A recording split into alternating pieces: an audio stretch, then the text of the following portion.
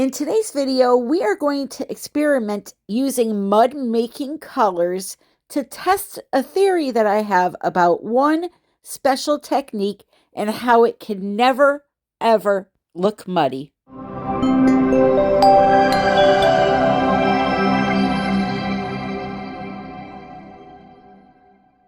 Hello, my friends. Welcome back to another video. So yesterday I had a class here in Connecticut. We had such a great time. One thing that it did do for me was it sparked an idea in my brain for today's video. So a lot of times when students come to classes, they really struggle when it comes to choosing a palette. And sometimes they pick these colors and I sit there, and you don't want to say, oh, those are going to be ugly together. You want to try to be encouraging and try to make them understand what's going on and try to help them choose something that's going to be a little bit more visually pleasing. And then sometimes those students say, no, I like those colors and I want to use them. And I say, okay. And I let them have at it.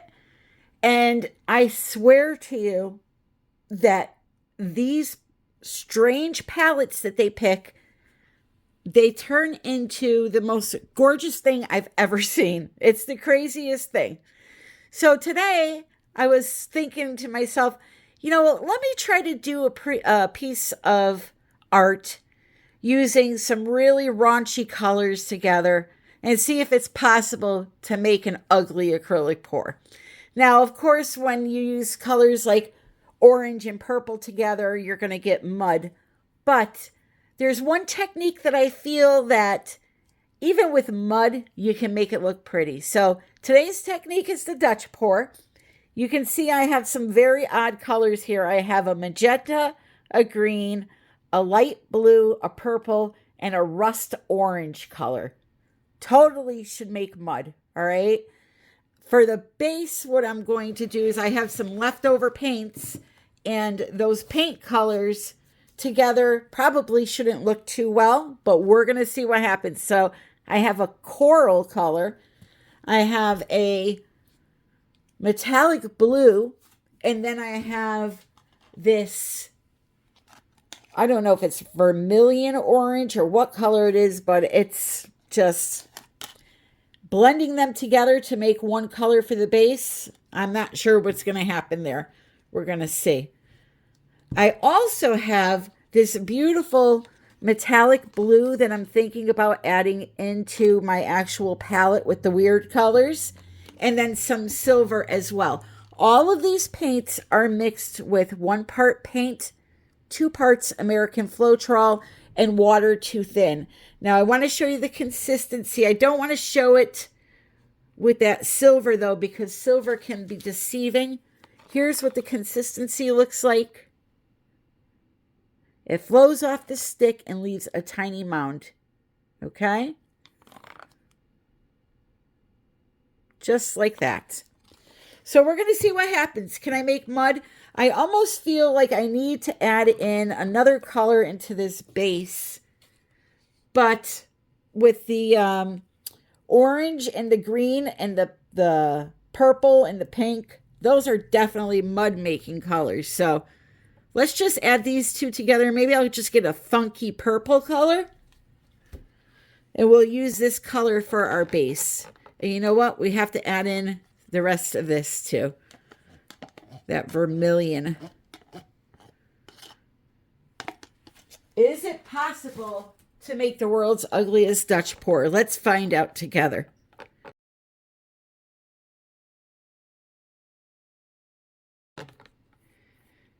So that dark blue and that coral color, along with a little bit of that red, made a really interesting, like really deep lilac color almost. I don't know if it's showing up well on camera, but it is like a purplish gray color. So that's kind of unique.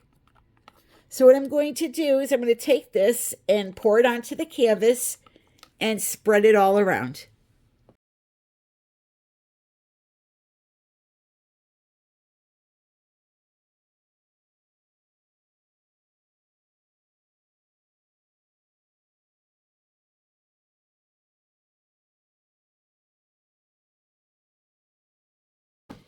If you go ahead and you blow your paint around like I just did with a blow dryer to spread it out, you want to make sure that you can see right here how there's a big pool of paint.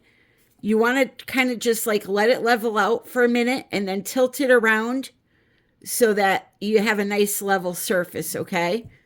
You don't want to leave puddles of paint like that sitting there.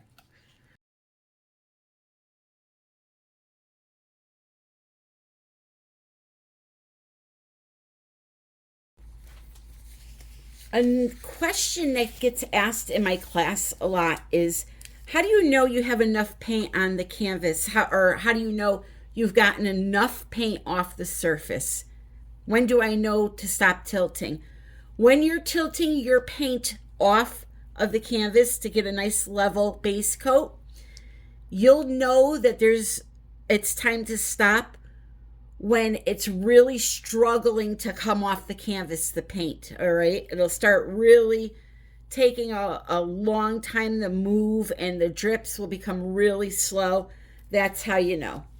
So now what I'm going to do is just going to take some of this table paint and fix up my sides with it.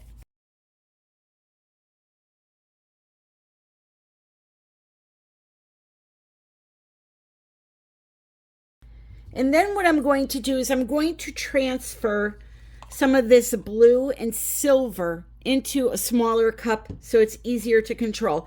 If you're doing a Dutch pour and you don't have squeeze bottles, you're better off putting it into these cups like this and then squeezing it because you can control it better when you pour it out on the canvas. Alrighty, so the first color I'm going to put down is some of that blue that I just showed you.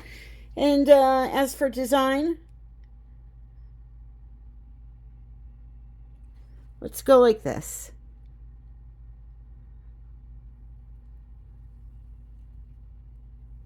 Just like that. All right, and then maybe we'll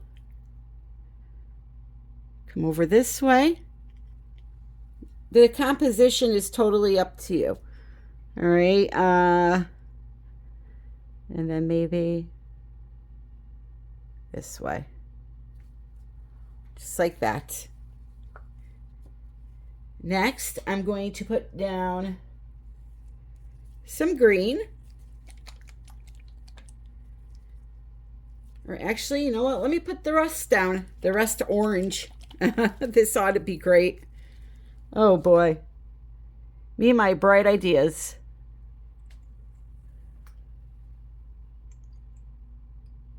But you got to keep it fun, okay? You just got to keep it fun. Next to that, we'll put the green. It'll be really bold.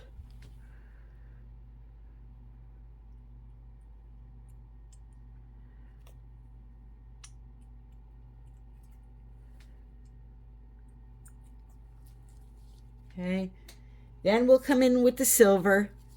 When you use a metallic, you always want to sandwich it in between your regular colors that are not metallic. It will help create cells and lacing.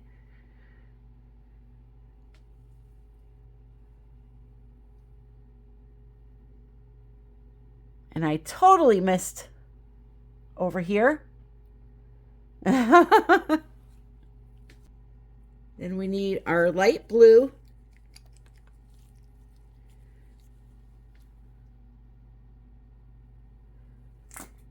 Running out. Oh, come on. You can do it.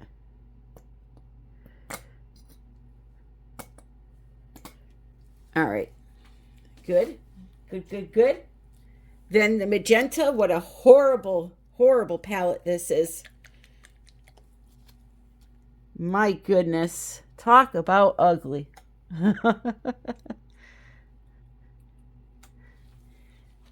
Right, and then I'm going to top it off with a little more of that dark blue that's on the bottom because I like that color. Whatever color you put up on the top will be your most predominant color you're going to see. And the color that you put down first on the canvas will be the outline of your petals. So I'm hoping to get some blue here, although this is a lot of paint for this right here. But I'd rather have more paint than not enough. So if you were to do an average Dutch pour, which the line, this is a 16 by 16 canvas. The width of the line of paint should be about an inch, inch and a half. Not this much, but it's okay. I'll work with it. So here we go with my little blow dryer, my little handy dandy girl, boy, whatever he is. All right, so I'm going to start where there is a V, just because it's just easier to figure out the composition if you start somewhere like that. Okay, so I'm going to take my time. I'm going to blow one part out, and then I'm going to look at it and try to decide where I want to go next, because you don't have to rush. You can take your time. The paint's not going to go anywhere.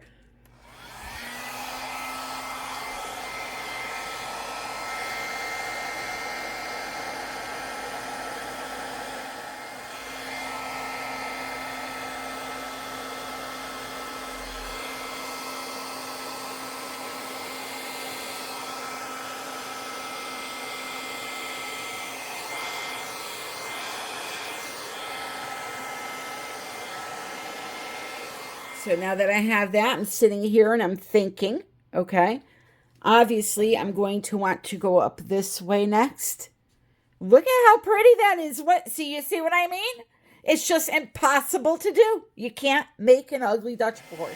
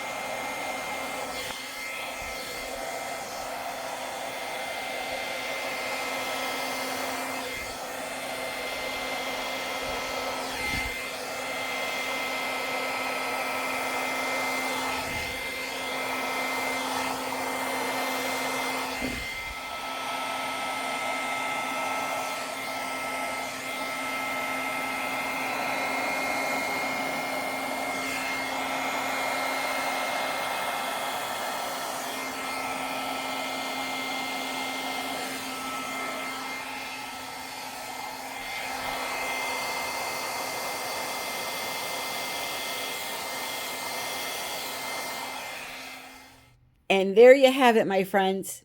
It's literally impossible to make one of these things look ugly. I thought for sure that, I would get a lot of brown in it, but no. Look at this. Sorry for the reflection, just a bad time of day.